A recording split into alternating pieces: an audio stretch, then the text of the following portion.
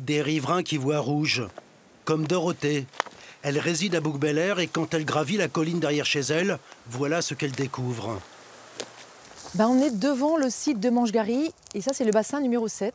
Ce site à l'air libre stocke près de 350 000 tonnes de boue rouge à l'état solide et qui ne sont plus rejetées en Méditerranée. Résultat, malgré l'arrosage, des poussières s'envolent et colorent les environs par jour de grand vent.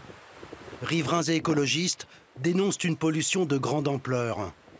Quand on sait qu'il y a des concentrations d'arsenic, de métaux lourds, de vanadium, de chrome et de la radioactivité, c'est surtout les poussières avec toutes ces substances qui sont inquiétantes. Les études à l'ANSES l'ont quand même, il y a quand même des conclusions qui ne sont pas très claires. Donc nous, on n'est pas tranquille, L'usine Alteo qui produit de l'alumine dans la ville de Gardanne toute proche et dans le collimateur. Ces poussières rouges continuent de polluer l'atmosphère. Le gouvernement avait pourtant assuré que les travaux ont été réalisés. L'industriel se contente d'arroser et garantit qu'il n'y a aucun impact sur la santé. Ce qu'on stocke à Manche-Gary, ce sont des résidus non dangereux. Et il n'y a pas de risque sanitaire lié au stockage de nos résidus sur le site de Manche-Gary. Il n'y a aucune étude scientifique qui prouverait un risque quelconque pour la santé sur Manche-Gary. Ce n'est pas l'avis de ce père de famille que nous avons rencontré devant une école de Gardanne. Pour lui, les résidus de bauxite s'infiltrent partout.